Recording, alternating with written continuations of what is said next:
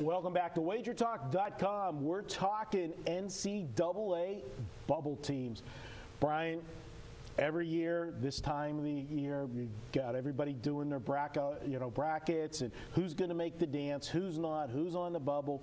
You know, the bubble teams, it's a fun phrase, but let's say what it is. You know, it's the same as what we talk about in any other sport at the end of the season.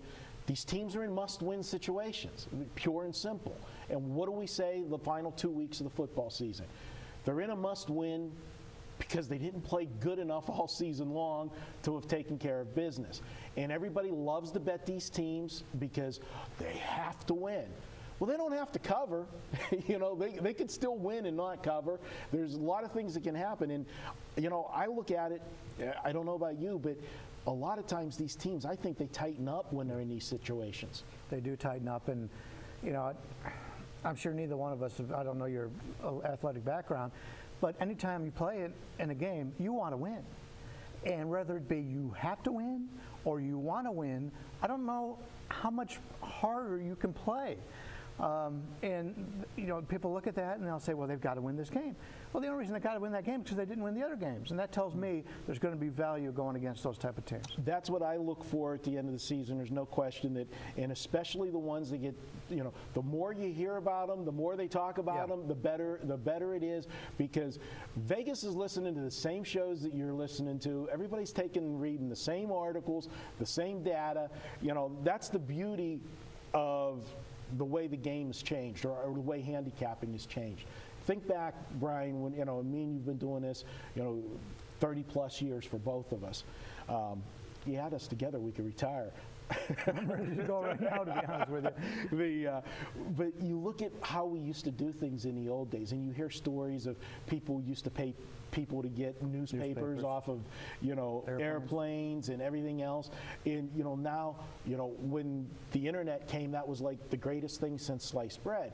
Now, Twitter's totally changed all of that with everybody with information, and so everybody's got the same sources. It's not like you're scooping anybody on anything. And Vegas knows where the public's going to bet. They're going to bet that team that needs to win, and I think you got to take the value. It's positive EV to go against those teams. It definitely is, especially the teams that are going to be on national TV, especially if it's the big Monday or whatever ESPN calls these games now. And if you see one team that's on the bubble, you know they're going to take money. And the funny thing about being on the bubble is teams go on and off the bubble as the season goes on all year long. And the amazing part to me is people freak out about it right now, but you still have to play conference tournaments. There's going to be upsets in the conference tournament where your number one seed's not going to make it, and all of a sudden the team that was on the bubble, they thought they made it, and they're gone. Exactly. They're gone. The bubble burst. Absolutely. And the teams that are on the bubble, to be honest with you, they're not going to win this tournament anyway. I mean, we talk about it in the NBA. If you're a 7 or an 8 seed, you're not going to win. So in basketball, college basketball is the same way. Sure, you can have a nice run, possibly make it to the Sweet 16, and every team wants to do that. But no, the only thing that I'll put in there as we close this out is some of these teams that were on the bubble, look and see if it was a case of one of two things.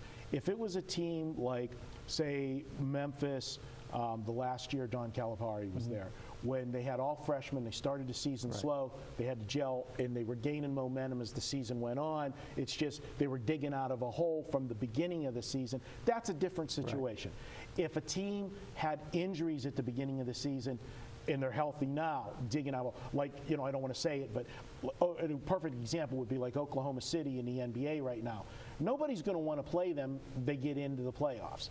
Even though they had not the record that they had, you look at the record and say, oh, okay, they're not good this year. No, they had injuries. But if they get in because they're playing well, at the end of the season, that's a different story because of injuries. Look at those two factors. But other than that, I say it's a general fade on most of the bubble teams.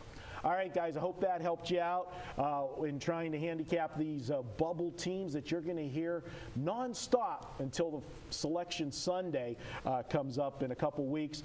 So I hope that helps you in staying away from some potential losers that really look attractive if you listen to the guys on TV. All right, we're going to be back with another informational video here at WagerTalk.com.